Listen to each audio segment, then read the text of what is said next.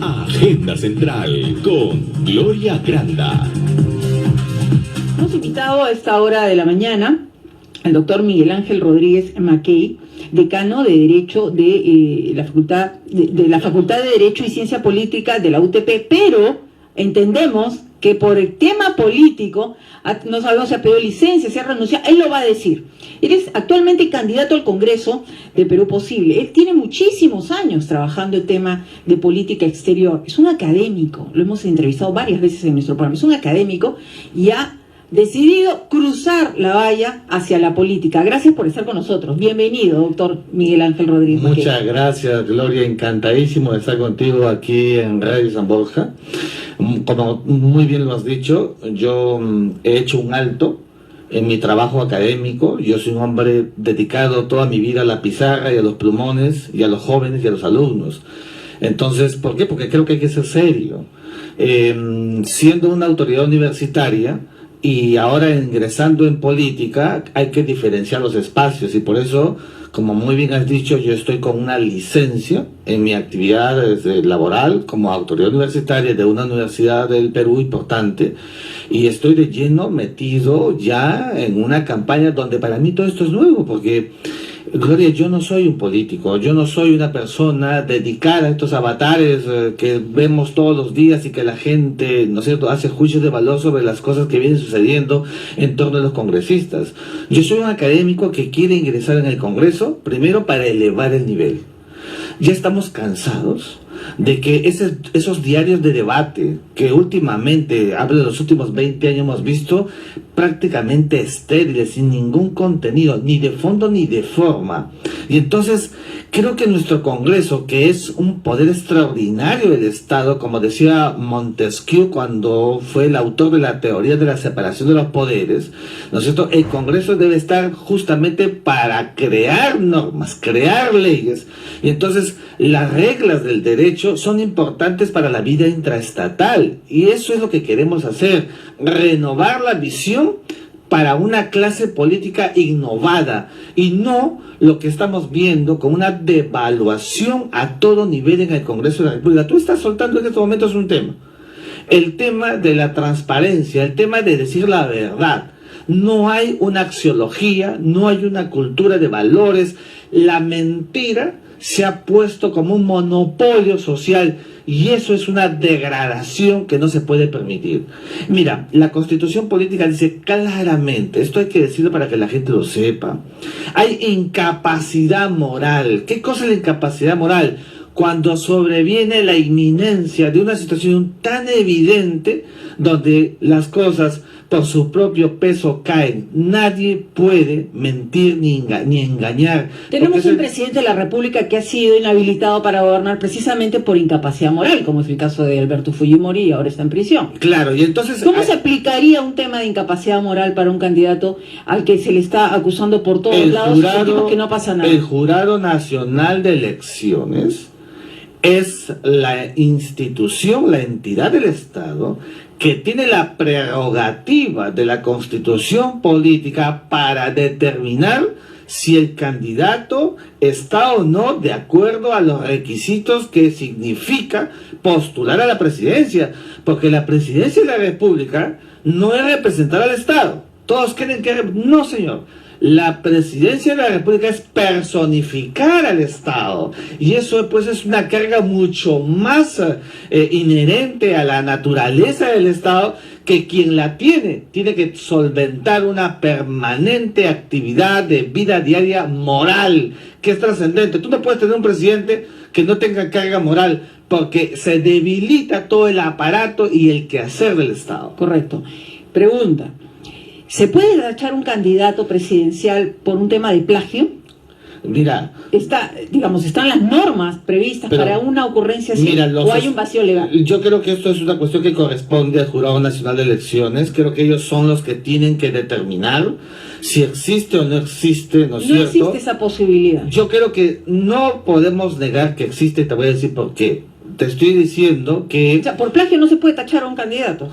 No, lo que te quiero decir es que en la regla del derecho hay una carga moral que no porque literalmente diga la norma que no se puede, se va a exonerar ese atributo exclusivo. Entonces la carga moral en este caso la tiene como peso gravitacional el propio Jurado Nacional de Elecciones, que es la entidad, ¿no es cierto?, en nuestro país que está llamada a emitir una posición de puro derecho conforme lo que estamos viendo en este momento. Muy bien, doctor Miguel Ángel Rodríguez Mackey. Y yo me alegro que usted esté con toda la disposición de siempre responder nuestras preguntas. Lo hemos tenido aquí claro, en otras oportunidades. Pero ha ocurrido algo con respecto a su candidato, el expresidente Alejandro Toledo. Porque él ha afirmado que no recibió un doctor honoris causa de la Universidad César Vallejo. Y más, la congresista Carmen Omonte, candidata también a la reelección, esta mañana lo dijo en radio programa, lo hemos escuchado, que le dijo el candidato presidencial y expresidente Alejandro Toledo que no recibió un doctor honoris causa de la Universidad de Cervantes. No obstante, existen fotos de esa ceremonia en que se le otorgó el doctor honoris causa. Entonces, ¿qué debemos pensar? O que el candidato no tiene memoria o algo está pasando con respecto a la verdad. No, yo lo que creo allí, fíjate, son cuestiones que la propia Carmen Omonte tendría que decirlo, y el presidente de la República lo acaba de hacer saber, el expresidente Alejandro Toledo, y creo que evidentemente un hombre como Alejandro Toledo, que tiene 75 honoris causa, por favor, en el mundo entero, evidentemente, ¿no es cierto?, habiendo sido un hombre con una trayectoria fundamentalmente académica, porque Alejandro Toledo, antes que político, es un académico, evidentemente puede haber tenido algún nivel de desliz, si acaso es que ha recibido el doctorado honoris causa. O sea, Alejandro Toledo es un hombre que ha vivido y sigue viviendo vitalmente la academia. Yo tengo 5 doctorados honoris causa, te lo quiero decir, ¿no es cierto? ¿También de la César Vallejo hay alguno? No, de la César Vallejo los tengo, ¿no es cierto? Y bueno, los tiene uno porque en su trayectoria académica los va ganando, y no como esos que se suelen dar por montones a personas que realmente no cualifican en su determinación. Entonces, imagínate un hombre del tamaño de Alejandro Toledo, que acaba de ser reconocido en la India por sus méritos académicos, que ha producido un libro más de los muchos que tiene La Sociedad Compartida, que está reconocido en Stanford, en Harvard, en muchas universidades del mundo. Evidentemente, pues estamos hablando aquí de un hombre que sí tiene una autoridad académica, que dice desde luego, ¿no es cierto?, esta trayectoria, este nivel, con las innumerables cantidades de honoris causa que tiene a la mano. Muy bien, vamos a hablar de las propuestas, doctor Miguel Ángel Rodríguez Mackey. Usted está yendo al Congreso por Perú Posible con el número 4. Sí. Y nos decía antes de empezar la entrevista que tiene 4 propuestas. Pero para hablar de ello me gustaría saber, ¿cómo usted evalúa cuál es el estado de las relaciones exteriores de nuestro país? Durante este gobierno del presidente Ollanta Humala, ¿se ha avanzado, no se ha avanzado? Consideramos en algunos casos que sí, en otros no se ha avanzado tanto. Tenemos a una embajadora peruana en Francia, la señora Belita, Cristina Belita, amiga de la primera dama de la nación, y la verdad que no entendemos cómo una persona que tiene los cuestionamientos que tiene se mantiene representándonos en el exterior. A ver, ¿cómo evalúa usted? Yo creo que la evaluación siempre es, en la balanza es deficitaria, porque la política exterior, como decía Carlos García Bedoya, es la mirada ultraactiva hacia adelante de los intereses nacionales. El Perú ha perdido, Gloria, el protagonismo que tuvimos durante los primeros 5 años de la década de los 2000 en la comunidad hemisférica y mundial. Ya no lideramos absolutamente nada. Y no tenemos voz alzada en situaciones concretas como por ejemplo el caso de Venezuela. El Perú es autor de la Carta Democrática Interamericana aprobada el 11 de septiembre de 2001 y no hemos hecho nada desde nuestra política exterior para que se exprese y se materialice en situaciones álgidas como el caso Guatemala, el caso Honduras o el caso Venezuela en su momento. Entonces, creo que el Perú, que ganó y que obtuvo un fallo importante en la Corte Internacional de Justicia, que tiene carácter vinculante, hasta ahora ese punto establecido por la Corte y ubicado por Perú y Chile no se ha inscrito en las Naciones Unidas. El Perú ha modificado su cartografía marítima, ha adecuado su derecho nacional al fallo. Chile no ha hecho absolutamente nada. Entonces, ¿A qué atribuye? ¿Por qué el tema de Perú-Chile con respecto Creo a la que es frontera falta no? de liderazgo, de protagonismo, y lo voy a decir. Lo he dicho en algunas estaciones académicas en las clases. Lo que está faltando es el carácter. Hay un temor histórico remanente en nuestra clase diplomática, en algunos sectores, que no le dicen a Chile las cosas como corresponden, sin pelearnos y sin faltar al respeto. Mira, Heraldo Muñoz, La canciller Ana María Sánchez no tiene el liderazgo que necesita. yo creo que no lo tiene. Me va a disculpar la canciller, pero no podemos tener una canciller que no hable. Los cancilleres son actores políticos, por más que sea una miembro del servicio diplomático de la República. El canciller tiene que tener una visión holística, elástica, panorámica, para advertir al jefe de Estado cuál debe ser la dinámica de la proyección de la política exterior. Cuando Heraldo Muñoz o el ministro de Defensa de Chile osadamente han dicho que el triángulo terrestre es Chile, ¿no?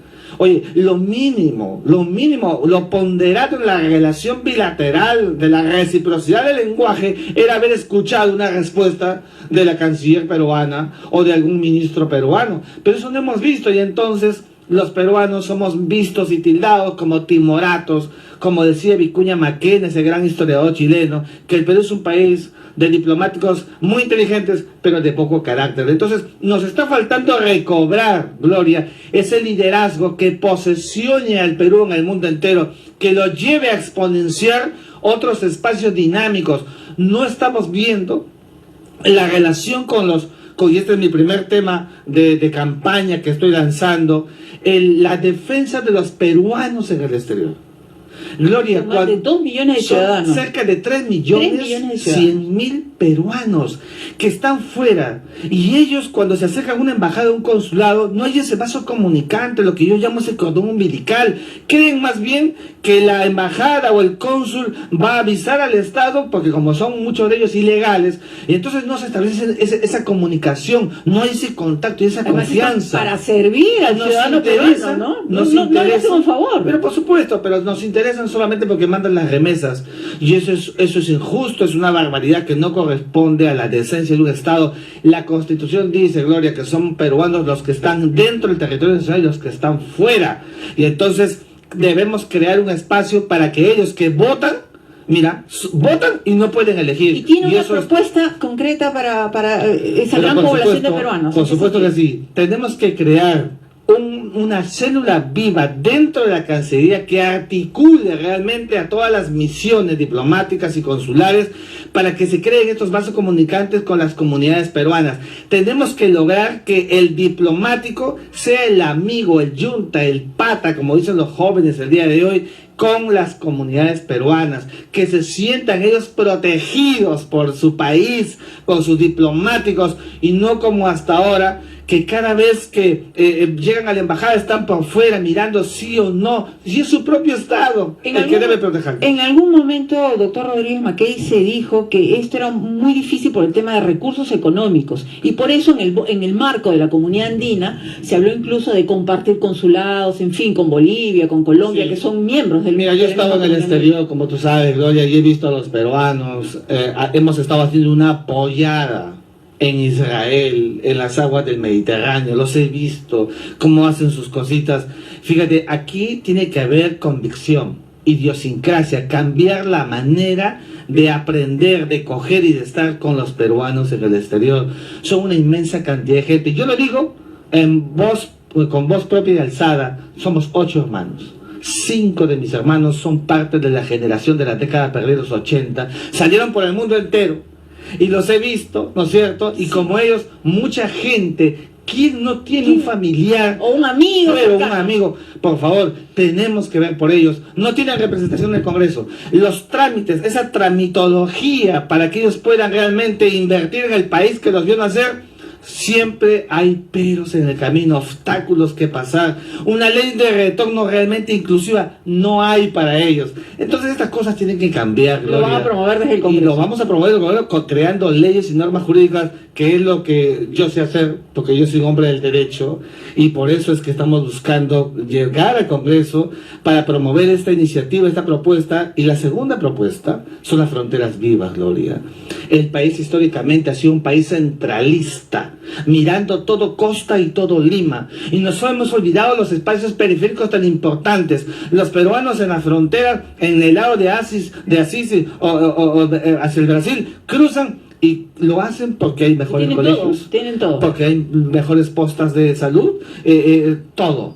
Y entonces esta falta de convicción del Estado por sus fronteras, primero nos llevó a una reducción ostensible del territorio nacional, lo cual ya es dramático. Y en segundo lugar, nos hace vulnerables. Pero ¿no? los diagnósticos sí sabemos, y hemos escuchado eso, las fronteras vivas, en fin, no se les da atención. ¿Qué está planteando? Lo que doctor estamos Rodríguez? planteando es que exista un verdadero proyecto con presupuesto concreto para esos espacios periféricos que no existen. Todos son puras entelequias, Gloria. Todo acaba en buenas voluntades manifiestas y no se materializa. No hay una ciudad fronteriza que se parezca a Lima. No tenemos la capacidad, acaso, para recrear un polo de desarrollo. Lo reducimos solamente al tema comercial. Cuando uno me dice, no, la relación entre Perú y Chile es excelente, fronteras vivas. Pero ¿quién ha dicho que la frontera viva solamente es intercambio comercial? Donde además, como sabemos, los chilenos cruzan la frontera para obtener del Perú servicios.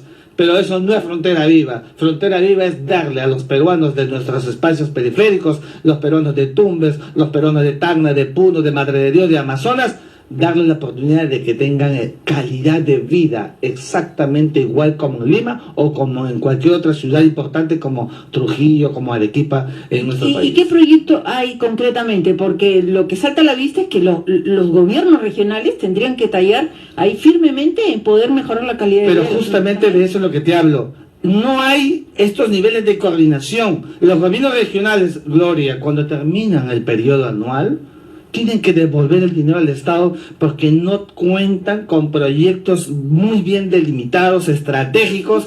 No hay tecnocracia e incapacidad de gestión. Tú lo estás diciendo, de eso estoy hablando, de materializar, porque en este país todo el mundo habla y dice, y tenemos una clase política que históricamente ha hecho lo mismo, pero las acciones, materializar para que esto cambie no se hace, y por eso tenemos que ir al Congreso para que se hagan las cosas conforme el destino de un país como el nuestro. Somos fronterizo, Gloria, de 5 países. Es una barbaridad histórica y geopolítica y geodinámica que no hayamos pensado en el desarrollo de nuestras fronteras, amén del tema de la seguridad y la soberanía nacional, el tema de la calidad de vida que está consagrado en la Constitución Política. Muy bien, entonces va con el número 4 y son 4 propuestas, ¿no es así? La tercera. Fíjate, Gloria, estamos yendo en estos momentos, en unas horas más, estamos partiendo con el presidente Alejandro Toledo y un grupo de miembros del partido, estamos viajando a Tacna, porque tenemos que vitalizar el significado que tiene para el país Tacna como la puerta de ingreso, como decía Jorge Basadre. En Tacna se acaba de crear el distrito La Llarada Los Palos. Ahí fue el candidato presidencial hace 2 semanas, ¿no? Sí, pero tú sabes que yo no soy de coyunturas. Esto lo vengo diciendo hace mucho tiempo y este es uno de los temas que más he trabajado en mi vida profesional, el tema de la Haya, el tema del triángulo terrestre. Nosotros tenemos que hacer que se respete el Tratado de 1929, artículo 2, que consagra que el punto de inicio de la frontera terrestre entre Perú y Chile es el punto Concordia, y que Chile no puede osadamente sostener y decir que eso, primero, que el punto Concordia no existe, y segundo, que ese triángulo terrestre es chileno. Eso es una osadía que no ¿El gobierno del presidente Humala no lo está haciendo respetar? Yo creo que no, porque si se hace respetar, primero hubiéramos puesto ya toda una política materializada sobre la llegada a Los Palos.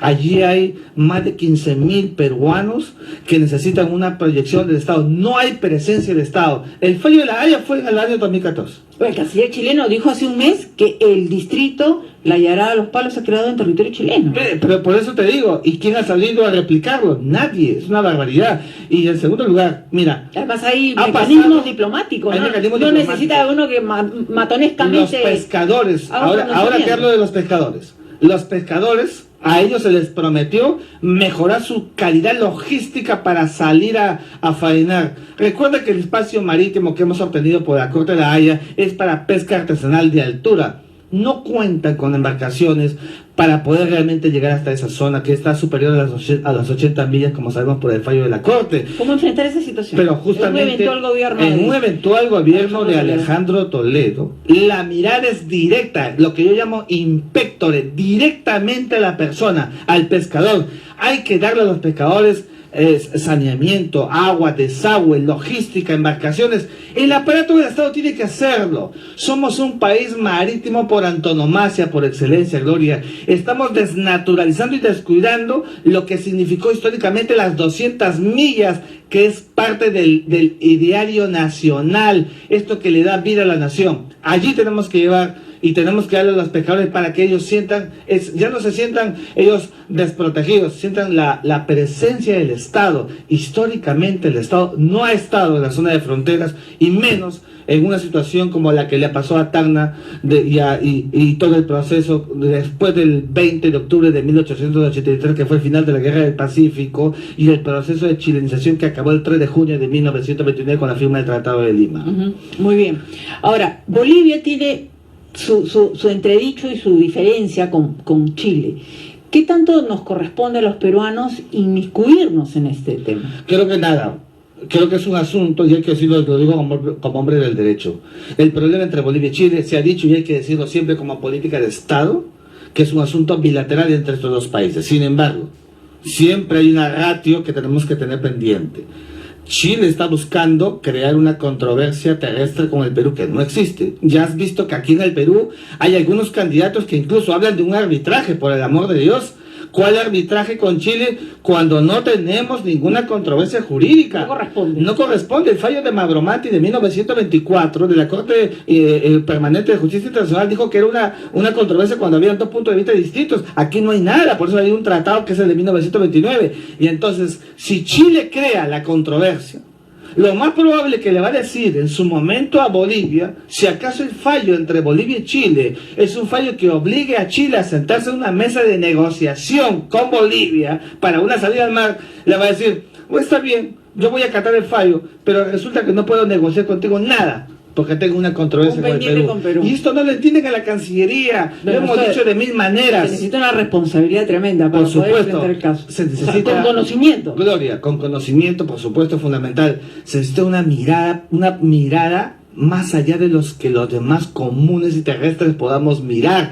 Tenemos que adelantarlo. En la política exterior la mirada es ultraactiva, es prospectiva, es hacia adelante. Muy bien. Y eso es lo que tenemos que hacer para tener una verdadera política exterior, como decía otra vez Carlos García Bedoya, de avanzada, que hoy está en retroceso. Formamos parte de varios bloques, doctor Rodríguez Mackey, ¿no? UNASUR, Comunidad Andina, en fin, tenemos también la alianza, el Foro de Cooperación Asia-Pacífico, APEC, la cumbre se va a realizar otra vez en nuestro país, así como en el 2008 tenemos cumbre este año.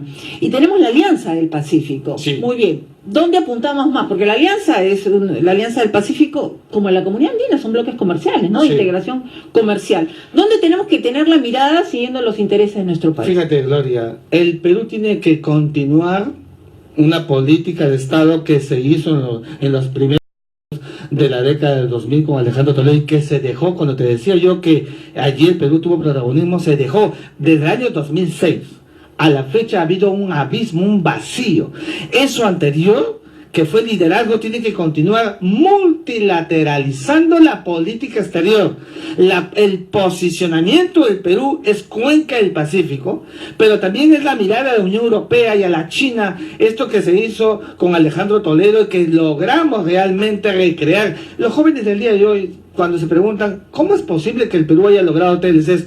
Pocos seguramente los de hoy, se los voy a decir, tienen que saber que la apertura de los TLCs comenzó justamente con esta relación estrecha que se recreó con Estados Unidos y que comenzó con el gobierno de Alejandro Toledo. Ese liderazgo, esa mirada ultraactiva pero panorámica, no podemos descuidarla. La Alianza del Pacífico es importante. Los fujimoristas dirán que usted está minimizando lo que hizo también Fujimori, las bases que sentó en la economía. No minimizamos en los nada. años 90. Y también se está olvidando lo que pasó con la Alianza del Pacífico. ¿No fue creada durante el gobierno constituida durante el gobierno de Alan García? Sí, pero por supuesto que sí. Pero es una continuidad. Recuerda todo, recuerda, Gloria, que los pasos para la recreación, para el tronco umbilical, la construcción de una mirada hacia adelante, comienza realmente cuando el Perú recobra su democracia después de haber tenido un quebrantamiento de la moral nacional durante los años 90.